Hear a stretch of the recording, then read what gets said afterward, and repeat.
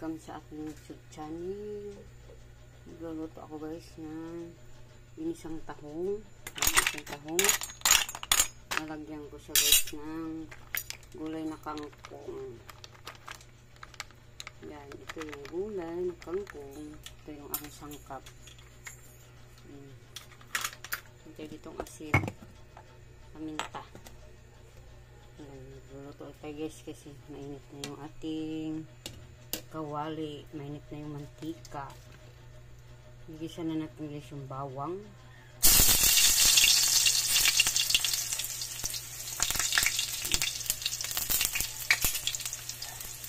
Mix natin yung sibuyas.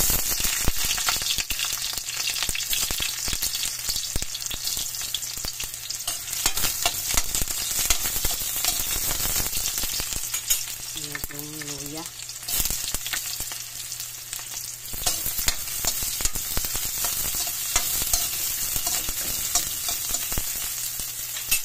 Ang kamates.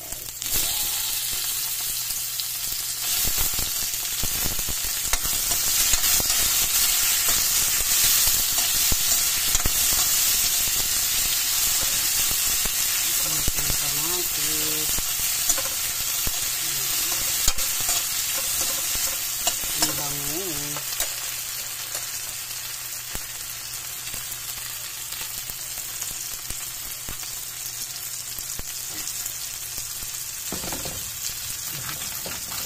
Natin guys yung tahong.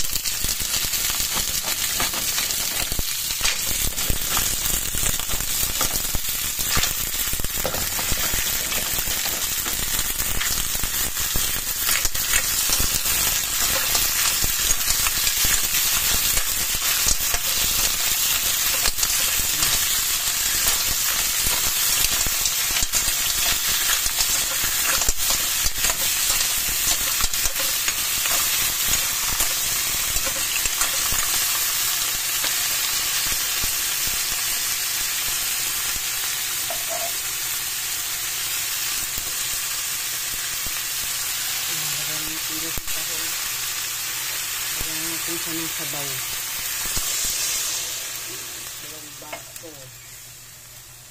Dalawang basong sabaw.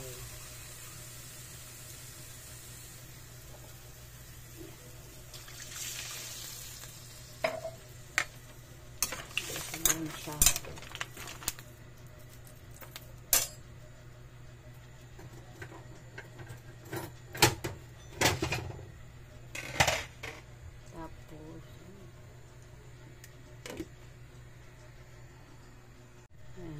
Titimplahan natin guys. Lagyan natin ng asin.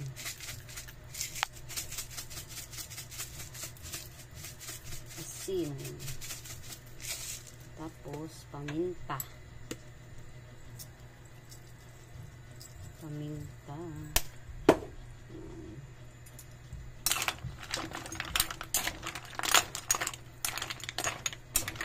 Ating asin lang guys kasi ating susunig maalat na rin.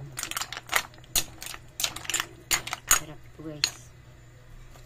Just tatakpan na natin para mabilis kumulo.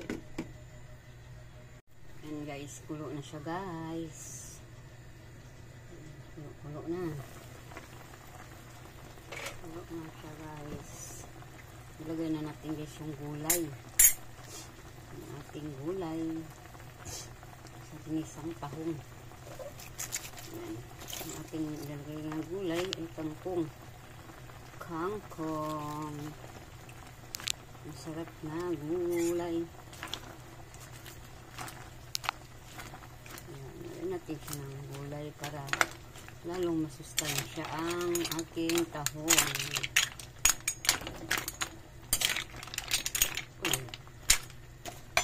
Masarap ang gulay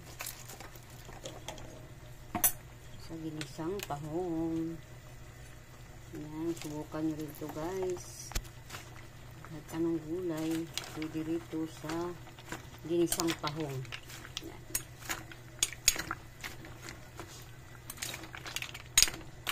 Ayan siya. Sarap ito.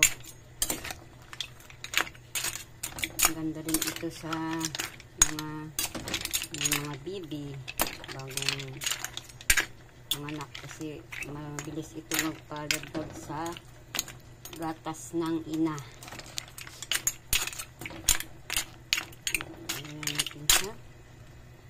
Tapos minix na natin yung chili green kasi para sabay sila maluto.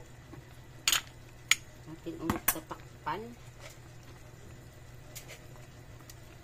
Ayan, para mabilis maluto ang ating gulay. Ayan guys, luto na yung ating gulay guys. Ilagay na natin guys yung ating seasoning para masarap ang ating ginsang pahon. Ayan. Simple mga ulam lang guys yung ating kayang lutuin. Basta makaraos lang araw-araw. Sapat na. Ano pa ito guys. Salamat sa inyong panonood guys. Sapat sa inyong lahat. Sana nagustuhan nyo ito ang aking ginsang tahong.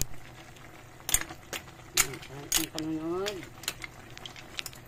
Ready to eat na. Kain tayo. Thank you for watching. Tama lang timpla. Thank you for watching. Salamat. God bless us all.